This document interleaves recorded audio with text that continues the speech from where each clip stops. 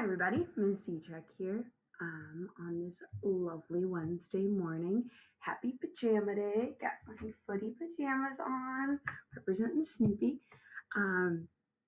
So I've been getting some questions about the cross-section type problems. First and foremost, make sure you watch the videos before you complete the end of the practice go formative. Okay, that the formative thing should be what you do last after you've watched all the videos, answered the questions in the videos, answered those worksheets, and asked me all your questions. Okay, because I've had a lot of great questions so far, but some people are just jumping to the end and you're getting points for watching the videos too, so don't do that. The other thing I've had a lot of questions on are the cross sections. So what I've done here is I've play-doh. Okay, and for this first shape with the cross sections, we have a cylinder. So kind of on here, they're talking about cylinders as well. So notice this used to be one big cylinder. I decided to take the play-doh out of the container, and I sliced the cross section down the middle. And what you're going to notice is the cross section then that's parallel to the base, so the same direction as the base, is also a congruent circle to what the base was, right? These are congruent circles. Now, had we taken either the full cylinder or one of these cylinders and we sliced it perpendicular, okay, like this. If we slice perpendicular, notice the shape created is a rectangle. So with cross sections, what you're thinking about here mostly is what shape, two-dimensional shape, am I creating when I slice this versus this being a right cylinder to start. Now, the next thing we're going to talk about are the prisms cross section. So notice I have two different prisms here. I have a triangular prism and a rectangular prism. Now, rectangular prisms are unique because the bases can kind of be any of the sides because they're all rectangles. All the faces are also rectangles. Usually you go for the ones that aren't the same size, although this is a cube, so they're all kind of the same size. When we have prisms that have any other base, like for instance this triangular one, the faces are rectangles, right? So the bases have to be the sides that aren't rectangles. So the triangles in this case would have to be the bases. So for the triangular prism, if we slice this parallel to the base, so going the same direction as this base, I'm going to slice this, and what you're going to notice is it's still a triangular shape that's parallel to the base, right? That's still a triangle. However, if we were to take this figure, put it back together here, and slice it perpendicular to the base, so through the base, not going the same direction, we end up with that rectangular face. Okay, so notice if we slice perpendicular, rectangular.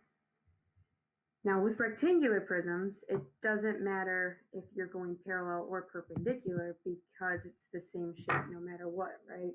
We have rectangles as the faces and the bases, so rectangular prisms, they're going to be rectangles for all of our cross sections no matter where we slice them. Okay. Parallel to the base though, same shape as whatever kind of prism you have.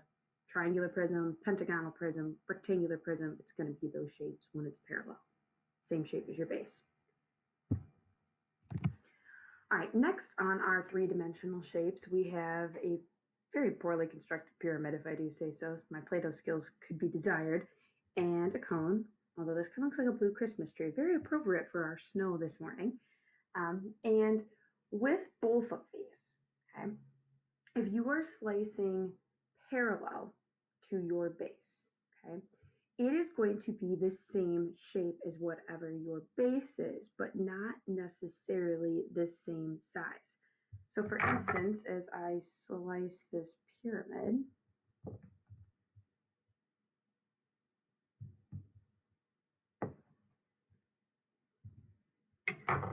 right, these don't look great because my Play-Doh moved a little bit, but what you see is they're both rectangles.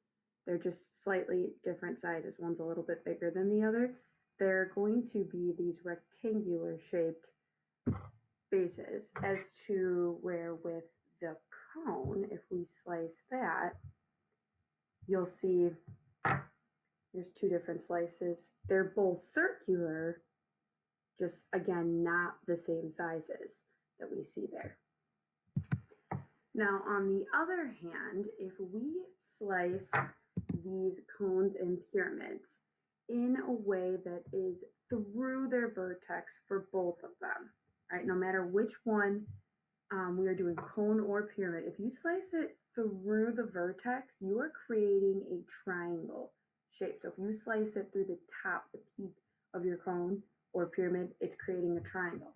However, if we slice this and it's not through the peak, it's a trapezoid. Okay, so notice there's this leftover shape. I didn't go through the tippy top. It creates a cross section that is a trapezoid, is our shape there. Okay, so the perpendicular cross sections for a cone or a pyramid are triangle through the vertex or a trapezoid not through the vertex. Okay, last but not least, we have this lovely sphere. And a sphere, whether you slice it parallel, perpendicular, no matter where you are going to slice this, your cross section is going to be circular. Okay, have some shape. Now, if you go directly through the center, it's going to be the biggest circle possible. It's called the great circle. If we slice it, for instance, a little bit off than that, it's going to be just a smaller circle, but still a circle in shape if Play-Doh doesn't smush. Okay. Anytime we have any kind of rotation around an axis of symmetry of some sort, reminder, when you have a rotation, that means you're going in a circle. You're rotating around in a circle. So think your solids created have to have a circular component to it. So if we take a triangle and rotate it around, it's going to become a cone, not a pyramid, because it has to have a circular base. Okay.